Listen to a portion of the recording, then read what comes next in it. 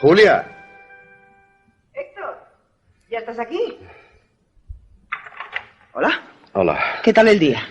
Tranquilo. Por la forma en que lo dices, no ha sido demasiado tranquilo. ¿Te preparo algo de beber? Sí. ¿Y tú? ¿Qué tal tu vuelta al trabajo? Interesante, muy interesante. Creí que había perdido práctica, pero no. ¿Sigues sin querer explicarme de qué va? Ya te lo dije. Es una variante de esteticien. Pongo guapa a la gente. Los demás detalles son muy aburridos. Siéntate aquí conmigo.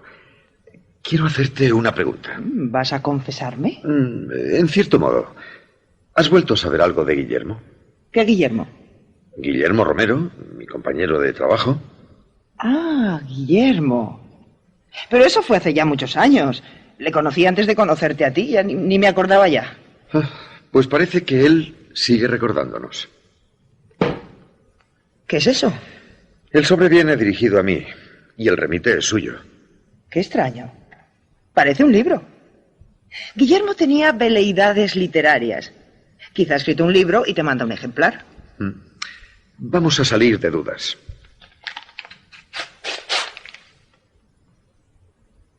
Parece un diario.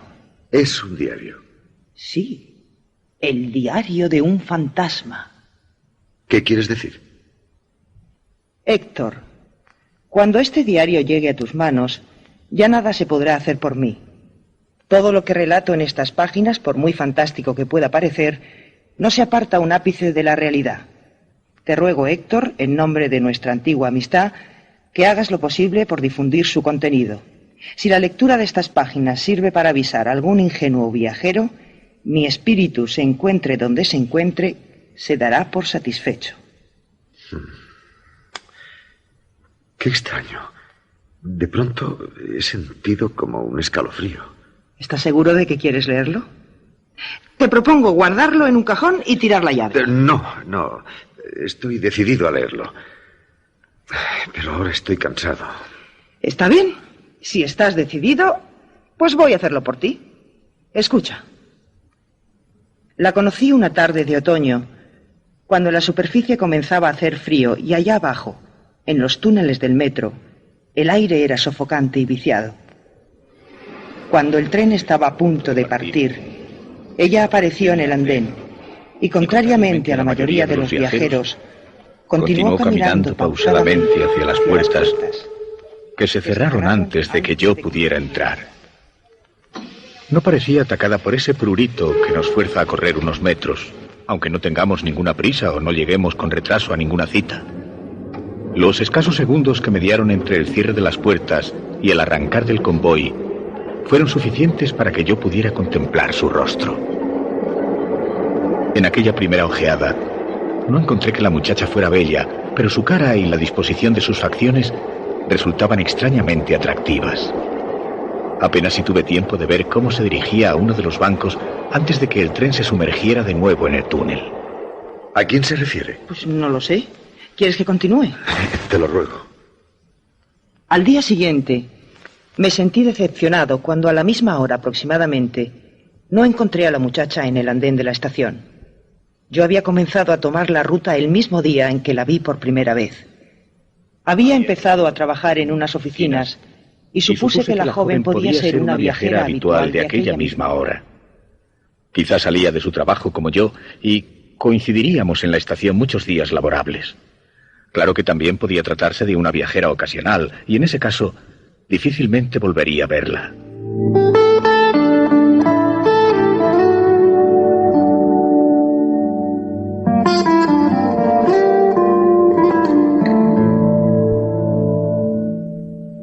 Durante el fin de semana me sentí intranquilo. Noté que una desazón no advertida hasta entonces se había apoderado de mí. El lunes, apenas desembarqué en el andén de la estación, me di cuenta de que lo que me había desazonado era la posibilidad de no volver a ver nunca más a aquella muchacha. Las horas de trabajo se me hicieron eternas. A media mañana estuve tentado de salir con una excusa y bajar al andén de la estación por si la veía. Inmediatamente me di cuenta de lo absurdo de mi idea. Lo más probable era que si la muchacha trabaja por allí cerca, estuviera como yo, recluida en una oficina hasta la tarde. ¿No te parece que deberíamos ir cenando? Si no te interesa, lo leeré yo solo más tarde, Julia. Si Guillermo me ha hecho depositario de este diario, creo un deber cumplir su última voluntad. ¿Por qué última? Recuerda las palabras del principio. Decía que ya nada se podía hacer por él. ¿Te preparo otra copa? Sí, gracias, sí.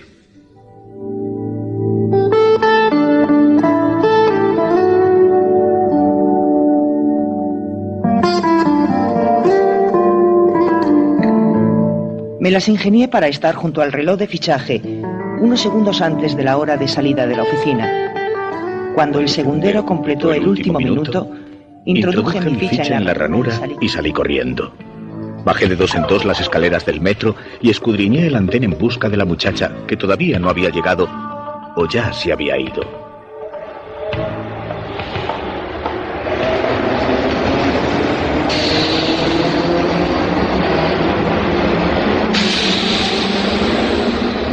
Dejé pasar los trenes hasta que me di cuenta de que llevaba 1 hora en el andén y ella no aparecía.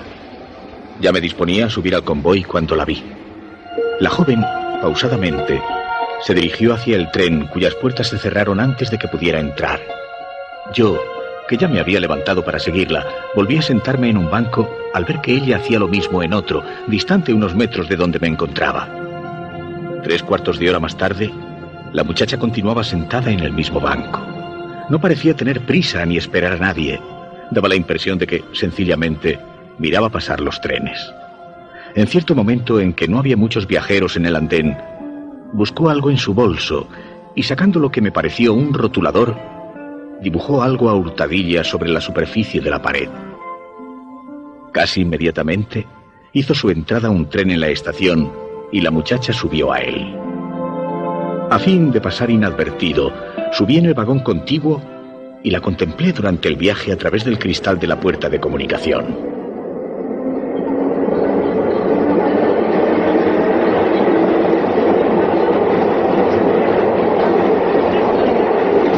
Al llegar a una estación de correspondencia, el convoy se llenó de viajeros.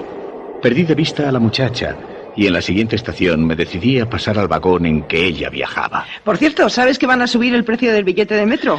Por el amor de Dios, Julia, eso no tiene ninguna gracia. ¿Es que no presagias algo terrible en este relato? Sí, que terminará por producirme jaqueca. Bien, pero si insistes, sigo. Sin duda la muchacha tenía que haberse bajado en la estación anterior, porque ya no estaba en el tren. Con el entrar y salir de tanta gente, la joven había desaparecido sin que yo lo percibiera. Por lo menos ya sabía la estación en que subía y el sitio en que abandonaba el tren.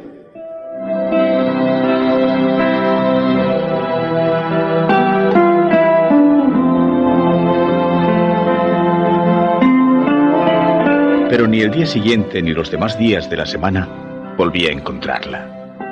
Esperaba en el andén las horas muertas, haciendo cábalas y suposiciones fantásticas. Estará enferma. Habrá tenido que quedarse hasta tarde en el trabajo. Como hace buen día, habrá tomado el autobús. Ninguna de aquellas suposiciones me satisfacía enteramente, pero todas podían resultar plausibles. ¿Acaso no la vería más? Después de tantas tardes de espera, la idea de no volver a verla se me hacía intolerable. Me habría enamorado de ella. Resultaría absurdo. Solo al primer golpe de vista, sin conocerla. Un viernes, último día laboral de la semana, subía decepcionado la escalera de mi casa cuando, de súbito, una idea me vino a la mente. El rotulador. ¿Cómo lo has sabido? Muy sencillo. Es la única pista que queda de esa misteriosa muchacha. A veces creo que te subestimo. Escucha. Bajando de 2 en 2 los escalones, salí a la calle y corrí hacia la boca del metro. ¡Claro! El rotulador. ¿Cómo no se me había ocurrido antes?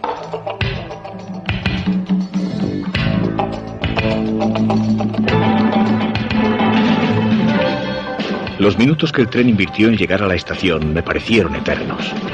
No sabía lo que iba a encontrar, quizá nada. Pero en aquella pared quedaba un vestigio. El único vestigio de la muchacha a la que no había vuelto a ver. Es en este banco. Seguro que fue aquí. Y a esta altura, ella estaba sentada y se volvió así. Mi decepción fue grande cuando vi que en aquella pared, y a la misma altura, Se entremezclaban decenas de pintadas y mensajes. Dibujos obscenos, anagramas, citas, números de teléfono, verdaderos o falsos, ofrecidos a la curiosidad de los viajeros. ¿Será esta firma? No, no creo.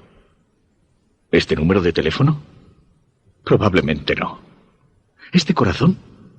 Seguro que no. La pintada había desaparecido misteriosamente. Tu escepticismo resulta un poco fuera de lugar, ¿no crees? Perdona, lo siento. Prosigo. De aquella forma, y sin otra base que mi intuición, fui descartando las pintadas hasta seleccionar la que me pareció la más indicada. Esta es. Tiene que ser esta. La pintada que yo había seleccionado era una simple flecha, dibujada horizontalmente con trazo firme y rotulador negro, que apuntaba hacia la derecha en la dirección de marcha de los trenes. Podía apuntar al comienzo del túnel, a la cabina del jefe de estación o al banco en que yo había estado sentado aquella tarde. ¿Más fruta? No, gracias. Solo café.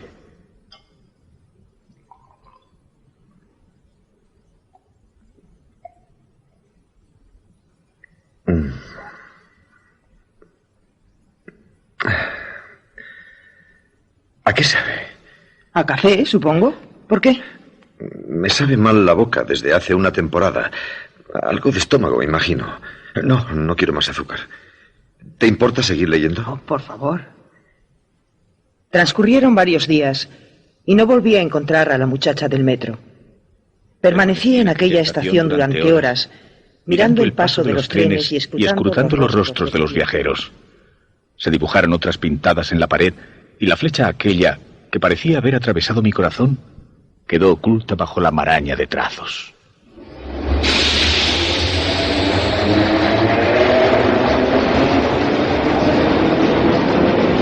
Cavilé y me devané los sesos dando 1000 interpretaciones a aquel dibujo. Se me ocurrieron 100 posibles significados para aquella flecha, excepto quizá la más simple y acertada. Que era una flecha. Ni más ni menos que una flecha, y que no significaba más de lo que las flechas indican en el código de señales generalmente admitido. Una dirección. Un objetivo.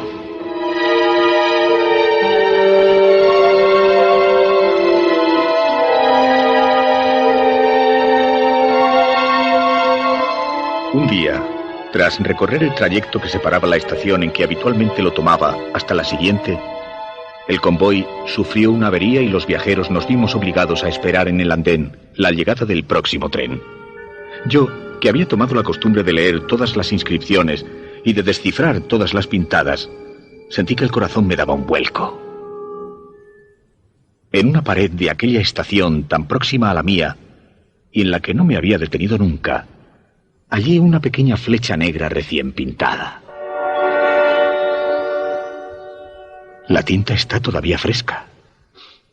Hasta se puede oler. Ella ha estado aquí hace un momento. Quizá todavía esté aquí. Recorrí el andén atestado de gente.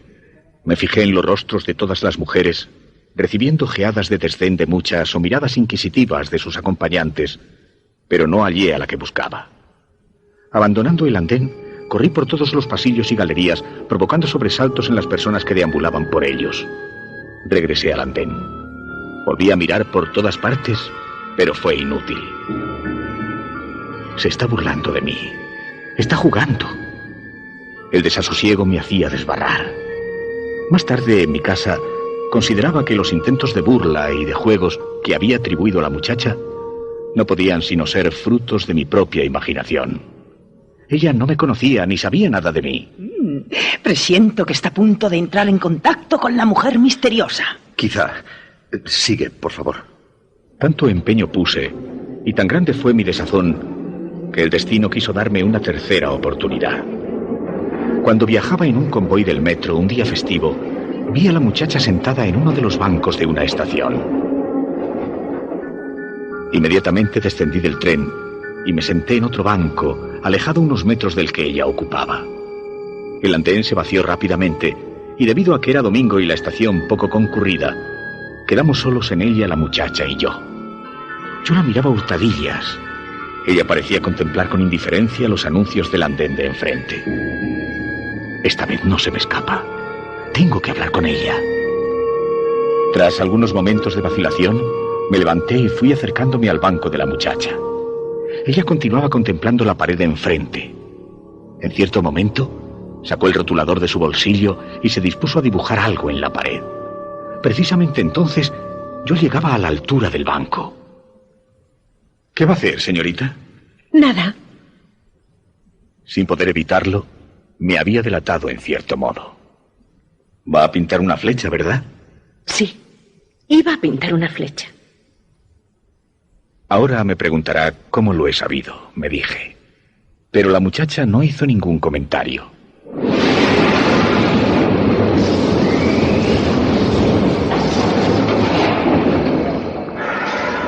Tengo que irme. ¿Volveré a verla? No lo sé. Me llamo Guillermo. ¿Y usted? Me llamo Cristina. ¡Cris!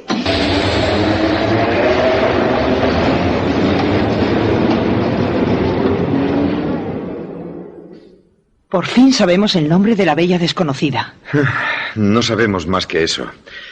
Y me temo que es todo lo que Guillermo supo de ella. Los maridos somos en el fondo unos ingenuos. Nos contentamos con muy poco. Si yo hubiera sido Guillermo, la hubiera seguido. Imagina que lo eres. Simulando que me alejaba, antes de que se cerraran las puertas, entré en el vagón contiguo. Desde allí, procurando no ser visto, observé a mi gusto a la muchacha que descendió 3 estaciones más adelante. Descendiendo a mi vez, permanecí oculto tras un grupo de personas. La muchacha, contrariamente a lo que yo había supuesto, no se sentó en un banco del andén, sino que se encaminó por los pasillos hacia la estación de la otra línea para efectuar el transbordo. Caminando siempre a cierta distancia, para protegerme de su mirada en un recodo del pasillo si la joven volvía la cabeza, la seguí por un dédalo de corredores y escaleras desiertos. La joven deambulaba sin prisa, como quien da un paseo. Una vez en la estación de correspondencia, se sentó en un banco y esperó la llegada del tren. Como yo había imaginado. Como seguro que tú has imaginado. Dalo por seguro. Como yo había imaginado, la muchacha sacó el pequeño rotulador y dibujó una flecha. Cuando la muchacha tomó el tren, di una carrera y entré en el último vagón. Asomándome a la puerta en cada estación, me aseguré de que la joven no se apeaba. En la última estación de la línea, mientras el resto de los viajeros se dirigía hacia la salida, ella pasó al andén contrario como si tuviera intención de deshacer el camino andado.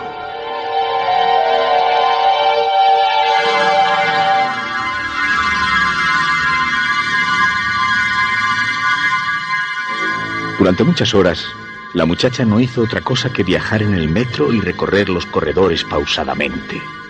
Yo supuse en principio que había advertido que la seguía y pretendía despistarme. Después, pensé que no era aquella la razón. Chris, como dijo llamarse, parecía deambular sin rumbo fijo, como quien camina a la deriva por los senderos de un parque sin preocuparse de dónde terminarán por conducirle. Muy próxima ya la hora de cierre del subterráneo, atajando por otro pasillo, me adelanté a la muchacha y cuando ella hizo su entrada en el andén, me encontró sentado en un banco.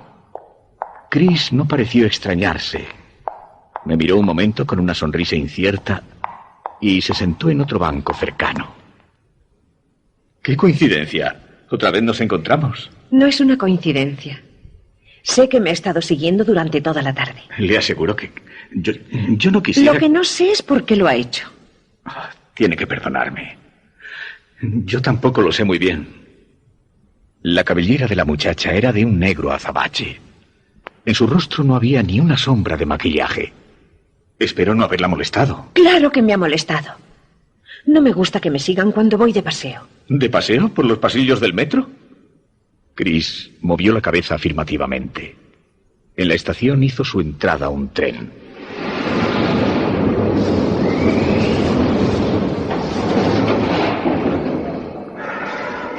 Debe ser el último. ¿Lo tomamos? No, prefiero caminar.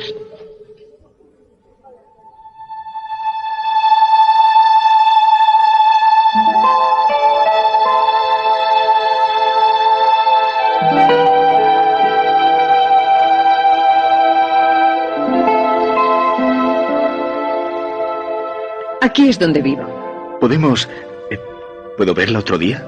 ¿Por qué no? Pero no venga aquí. Los vecinos, ya sabe. Entonces, ¿dónde? Seguramente en el metro. Fuera mera coincidencia o no, volví a encontrar a la muchacha. En la estación del metro, claro. ¿Más café? Sí, por favor. Fuera mera coincidencia o no, el lunes volví a encontrar a la muchacha en la estación de metro de mi trabajo. ¿Puedo invitarla a tomar algo? Más tarde. Durante más de 2 horas, acompañé a la joven paseando por corredores y estaciones de metro. Perdone, pero siento curiosidad por saber... ¿Por qué paseo por el metro? A mucha gente le gusta pasearse por la superficie. Yo prefiero hacerlo bajo tierra. Cuando salimos del subterráneo, el crepúsculo agonizaba. A pesar de ello, Chris extrajo de su bolso unas gafas de sol de cristales muy oscuros y se las puso.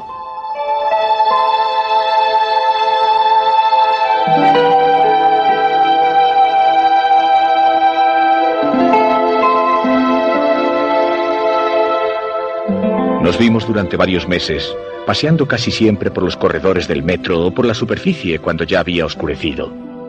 Chris respondió a todas las preguntas que quise hacerle, excepto a una. ¿En qué trabajas? No te gustaría saberlo. ¿Y por qué no iba a gustarme? ¿Es algo ilegal o deshonroso? No te gustaría. ¿Acaso eres verdugo, enterrador, traficante? No. ¿Ladrona? ¿Estafadora? ¿Corruptora? No. La intimidad entre nosotros fue aumentando. Pero Chris nunca me quiso confesar cuál era el género de su trabajo. Y cuanto más se negaba ella a revelármelo, más crecía en mí el interés y la curiosidad. Llegué a seguirla en secreto, como al principio de conocerla, pero ella parecía intuirlo y cambiaba de tren y de línea en el metro hasta lograr despistarme. Ahora llegará el momento en que se casan. Si tiene sueño, lo dejamos. No, sigamos. Al cabo de unos meses, le pedí que se casara conmigo. Ella no se negó, pero tampoco mostró el entusiasmo que se espera ante una propuesta semejante. Quizás se debió a algo que pudo sonar a cierto condicionamiento por mi parte. ¿Y por qué habría de abandonar mi trabajo si me caso contigo? Es natural. Tendrías que llevar una casa, luego vendrían los niños. Me gusta mucho lo que hago. Me sentiría frustrada si tuviera que abandonarlo. ¿No serías capaz de hacerlo por mí? Es posible. Pero recuerda siempre que has sido tú quien me lo ha pedido. Chris me pidió un plazo para arreglar sus asuntos y encontrar a alguien que la sustituyera en el trabajo.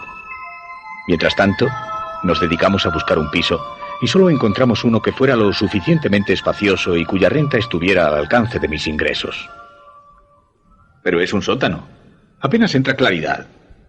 Tendremos que estar continuamente con la luz encendida. No me importa. Yo también vivía en un sótano, ¿recuerdas? ¿Seguro que no lo lamentarás?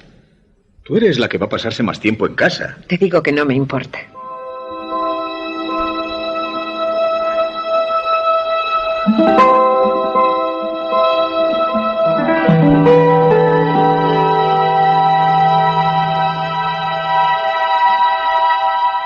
Durante los primeros meses de matrimonio, todo fue felicidad. Yo pasaba gran parte de la jornada trabajando y cuando regresaba a casa, ya había oscurecido. De ese modo, no sentí demasiado verme obligado a vivir en un piso tan bajo. En cuanto a Chris, prefería salir siempre en horas nocturnas o cuando ya se había puesto el sol.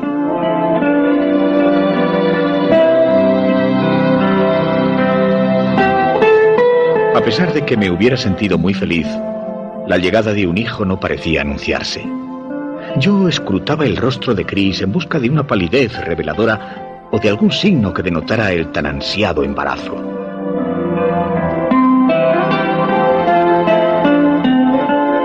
Algo que no dejó de llamarme la atención fue el hecho de que mi esposa no se maquillara en absoluto. Jamás encontré en su rostro huellas de colorete o de carmín en sus labios. Entre los útiles de aseo de Chris, nunca pude hallar una barra de labios, un lápiz de sombra de ojos o un tarro de crema. Dime una cosa, ¿por qué no te maquillas? Nunca me he maquillado. Ni lo haré jamás. ¿Acaso te molesta? No me molesta. Es mera curiosidad. Mera curiosidad. Igual que cuando te empeñabas en saber en qué trabajaba. Bueno, no lo tomes así, mujer. No tiene ninguna importancia. En aquellas circunstancias, no me atreví a decirle a mi esposa que otra de mis curiosidades era saber por qué continuaba paseándose algunos días por los pasillos del metro. Fue una casualidad, pero un día en que pude abandonar el trabajo mucho antes de la hora habitual, al bajar del tren en la estación próxima a mi casa, vi a Chris que tomaba el mismo metro. Tuve tiempo de retroceder y subir en el último vagón. Cuando Chris descendió en una estación muy alejada, procuré seguirla disimuladamente. Ella se limitó a pasear como hacía antaño, pausadamente, como gozando de aquellos miasmas y de la luz artificial del subterráneo.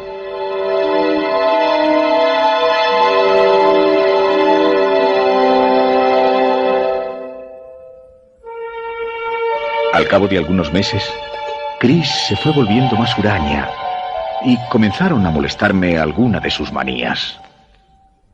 ¿Se puede saber por qué ese empeño en comerte la carne cruda? Me gusta. Y no soy un caso especial. Mucha gente se limita a aderezar el picadillo con ajo y perejil. Si la carne es buena, es preferible no freírla. ¿Tú crees? Chris afirmaba, y sonriéndome, me invitaba a besarla, mientras colgaban de sus labios fragmentos como pequeños gusanos de carne picada. ¿Y el hígado? ¿También la gente se lo come crudo? A mí me gusta. Ya que estamos en ello, también me gustaría a mí saber por qué te ha dado por volver a pasear sola por los pasillos del metro. También vas a reprochármelo. Me aburro en casa. Me obligaste a dejar mi trabajo. ¿Te molesta que haga lo que quiera con mi tiempo libre? Si tuviéramos niños. De esta forma, nuestras relaciones se fueron agriando, especialmente por parte mía, ya que ella, dejando aparte sus pequeñas manías, era una esposa a la que nada se le podía reprochar. Yo me sentía incómodo al saber que mi mujer, mientras yo me encontraba en la oficina, se paseaba durante horas por los corredores del metro. Llegué a pedirle, con tal de encontrarme más tranquilo, que volviera a su antiguo trabajo. ¿Quieres que trabaje de nuevo? No me explico a qué viene tanto empeño después de obligarme a renunciar a mi empleo. Lo prefiero a saber que estás todo el día amargada en casa. Y maquíllate un poco, mujer. Tienes un aspecto muy descuidado. No vuelvas a decirme que me maquille. Ya te dije en una ocasión que nunca lo había hecho.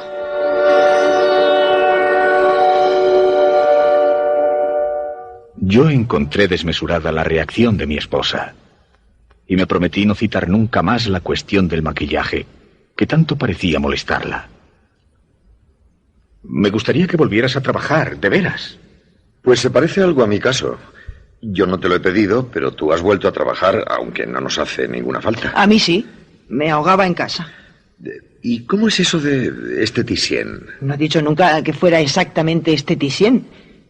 Oye, ¿no te gustaría escuchar la continuación del diario de Guillermo? A cambio, prometo hacerte más café. No puedo negarme. Me gustaría que volvieras a trabajar, de veras. Está bien, pero necesitaré tiempo.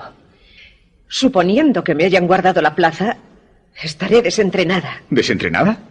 ¿Qué clase de trabajo es ese? Me juraste que nunca me lo preguntarías más. ¡Me lo juraste! Está bien, sí, lo hice. Practica lo que quieras. No volveré a preguntártelo más.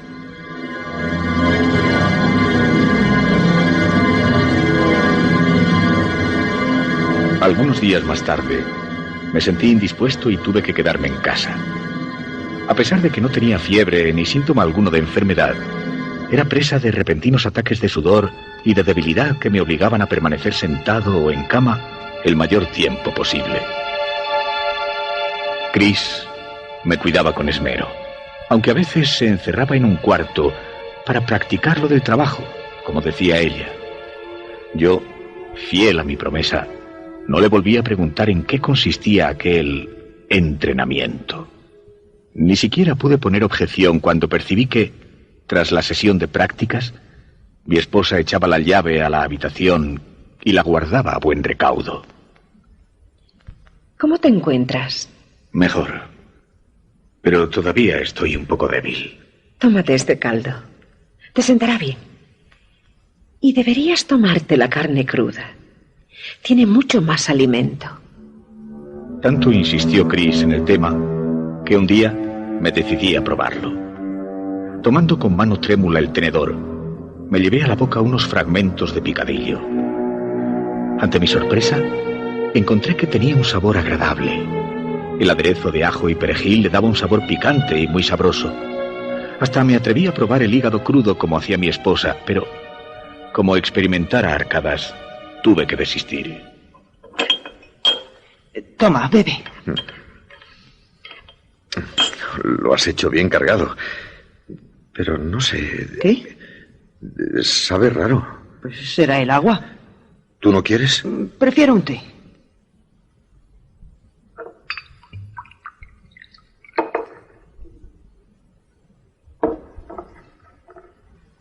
Toma, bebe. Apenas introduje en mi boca un sorbo de aquel líquido, experimenté náuseas y vomité. ¡Sangre! ¡Es sangre! ¿Qué tiene de malo? Es un reconstituyente. No, no quiero. Me da asco. Entonces tómate la medicina. A pesar de las medicinas y de los cuidados de mi esposa, no terminaba de mejorar. Permanecía la mayor parte del tiempo en cama, mientras ella se encerraba en la habitación para practicar, con vistas a su reincorporación al trabajo. Me has tomado odio, ¿verdad?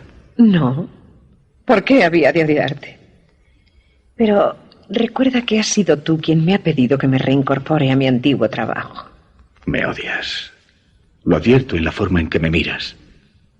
¿Qué te he hecho? Si acaso, no haberme dejado en los pasillos del metro cuando me conociste. Pero no te odio.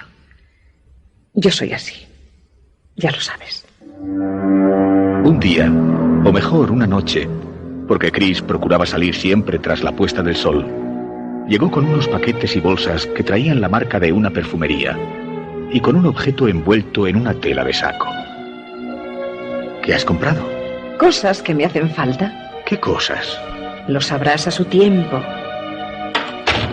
Chris se encerró en la que llamaba su habitación de prácticas, y yo, que no había vuelto a sacar la conversación, experimenté un vivo deseo de saber a qué tipo de entrenamiento se refería mi esposa cuando hablaba de prácticas para regresar a su antiguo trabajo. Como pude, me levanté de la cama y, apoyándome en las paredes y en los muebles, tan grande era ya mi debilidad, fui aproximándome a la habitación en que mi mujer practicaba. Esperaba oír algo, un ruido delator de la clase de actividad a la que estuviera entregada. Cuando estuve junto a la puerta, permanecí en silencio, a pesar de que temía que los violentos latidos de mi corazón me delataran. Sudaba copiosamente a causa de la debilidad y advertí que estaba conteniendo la respiración. ¿Por qué tengo miedo? Era cierto. Sobrepasando a mi estado de debilidad, por encima de los temblores que sacudían mi cuerpo, experimentaba una sensación de pánico cuyo origen no podía adivinar. ¿Por qué estoy tan asustado? El silencio era absoluto. Ningún ruido delataba cuál podía ser la actividad a que Chris estuviera dedicada. Pero lo que sí pude percibir fue un olor, un conjunto de olores, todos muy agradables, que emanaban de la habitación a través de la puerta cerrada. Parecía oler a rosas, a jazmín, a claveles.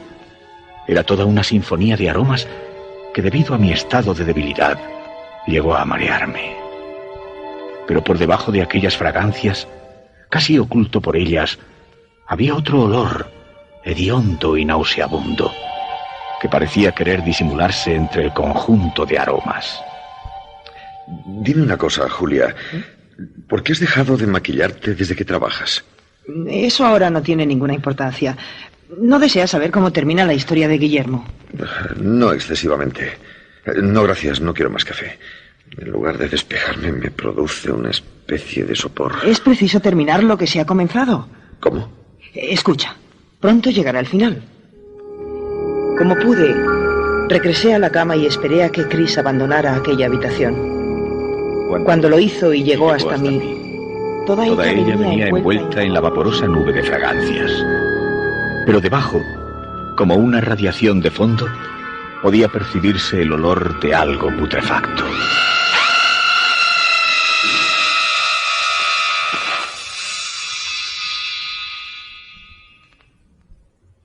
A partir de aquel día, cada vez que Chris se aproximaba a mí, lo hacía envuelta en aquella nube de fragancia, en el fondo de la cual yacía, casi oculto, aquel hediondo olor.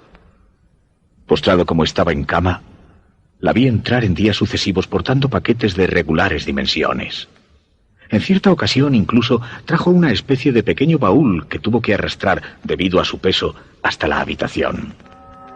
Yo la miraba sin preguntar. Estaba tan débil que me encontraba por completo a merced de mi esposa, la cual, a pesar de pasarse gran parte del día en aquel cuarto, me daba de comer puntualmente a mis horas y me proporcionaba las medicinas necesarias para mi curación. ¿Y las tijeras grandes? Las he cogido. Me hacen falta para practicar. ¿Para practicar? Eso es. Los días fueron transcurriendo y yo no recobraba la salud. En la oficina pusieron un suplente y mi sueldo se vio reducido a una cifra que apenas bastaba para subvenir a las más elementales necesidades. Yo esperaba que, tras semanas de concienzudas prácticas, Chris estuviera ya lo suficientemente entrenada como para trabajar en su antiguo empleo. Aunque tuviera que ausentarse durante parte del día, los ingresos empezarían a ser mayores. Por otra parte, comencé a confesarme que la ausencia de mi esposa, lejos de molestarme, me serviría de lenitivo y tranquilizante.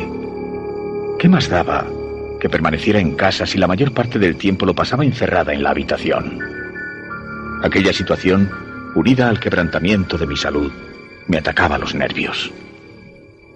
¿Cuándo piensas reincorporarte a tu trabajo? Dentro de unos días. ¿Estás segura de que te han guardado la plaza? Para esas cosas no hay muchos aspirantes. Y yo soy una experta. Aunque hace falta práctica. Nuevamente, experimenté deseos acuciantes de saber, pero me mordí la lengua y preferí no tener a mi esposa de mal humor para el resto del día. Una idea me venía rondando por la cabeza en los últimos tiempos. La debilidad de mi estado era lo único que me había impedido llevarla a la práctica. Chris parecía leer mis pensamientos. ¿En qué piensas? En nada. Anda, tómate la medicina. Y al mirarme, su gesto, duro e impenetrable en los últimos tiempos, se ablandó momentáneamente y hasta pareció que de sus ojos iba a rodar una lágrima. Pero solo fue durante un segundo. Al siguiente, la dureza de su expresión se había recompuesto. El lunes me reincorporo al trabajo.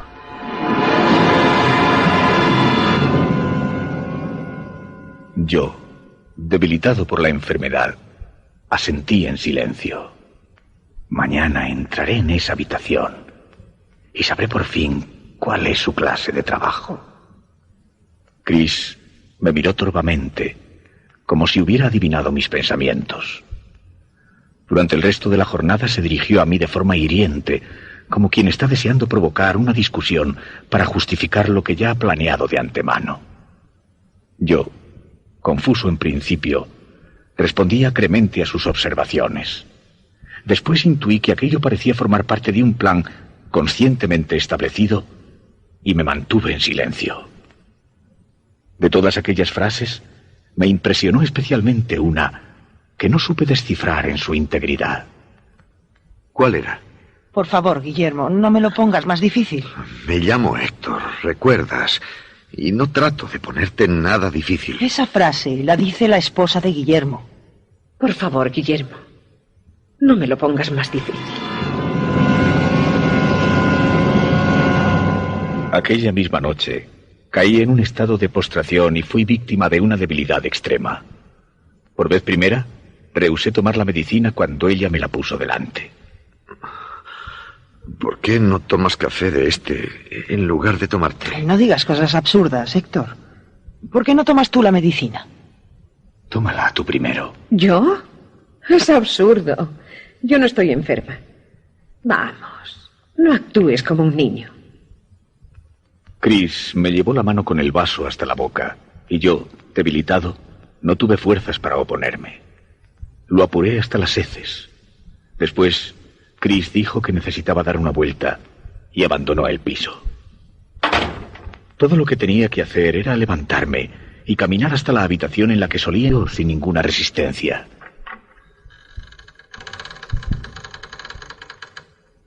Una densa nube de olores penetrantes llegó hasta mí y acrecentó mi debilidad. Olores acres y aromas agradables, esencias florales y el tufillo inconfundible de antisépticos. Y envolviéndolo todo, coaligando la mezcla, el hedor punzante de la putrefacción.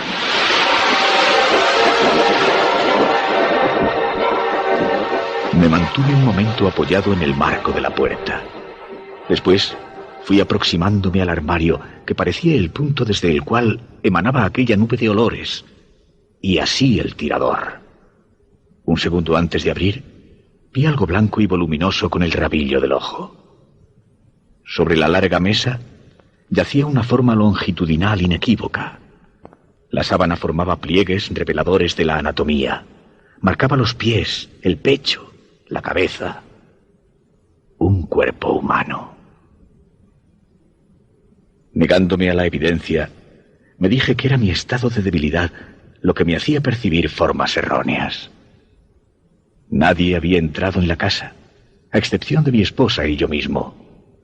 Mi esposa, que en los últimos días había acarreado una serie de paquetes de regulares proporciones.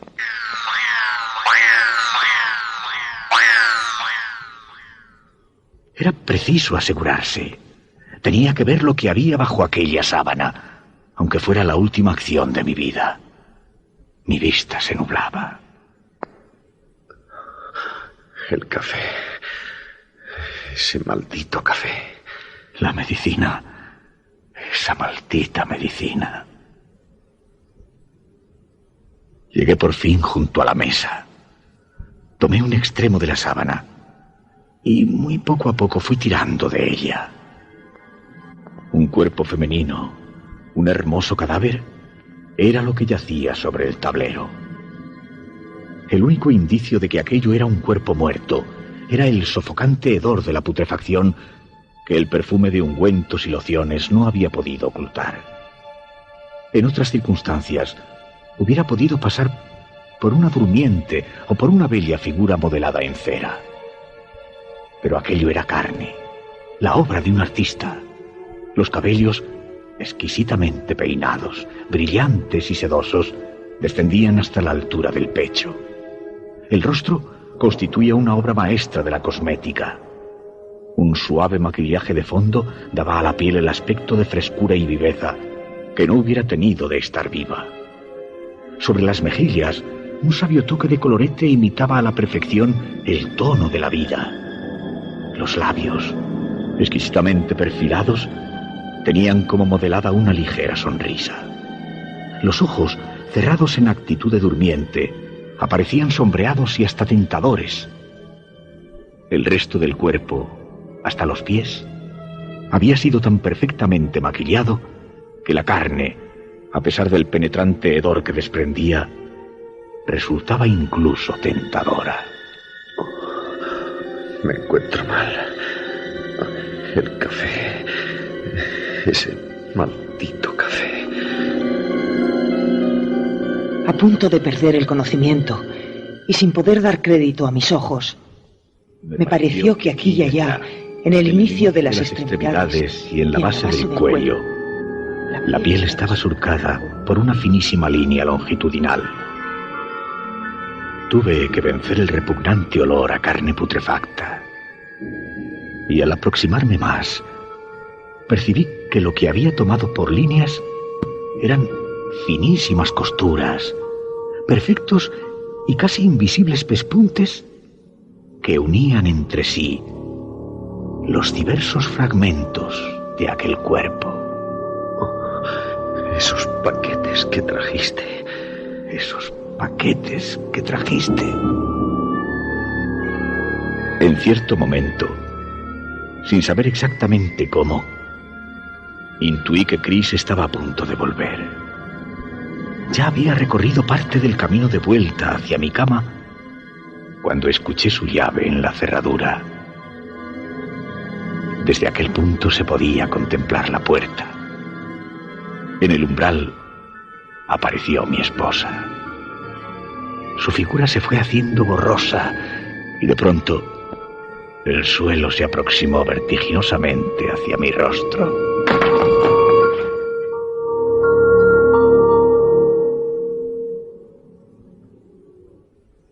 Cuando recobré el conocimiento, me encontraba en la cama, tendido cuán largo era.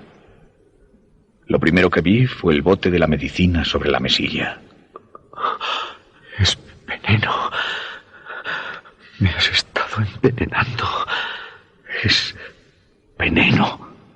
Quise gritar. Me has estado envenenando. Pero ni una sola palabra salió de mis labios. Era el final. Intenté volver la cabeza, pero ninguno de los miembros de mi cuerpo respondía a las órdenes de mi cerebro. Es el fin. Es el fin. Torciendo los ojos todo lo que pude, vi borrosamente a mi mujer en la otra habitación. Tenía el armario abierto. Un momento después, caminó hasta mí y depositó sobre la cama lo que había sacado del mueble. Frascos de colonia, tarros de maquillaje de diferentes tonos, barras de labios, peines, unas extrañas pinzas de metal, garfios, frascos de alcohol y de formol, tarros de esencias, bisturíes.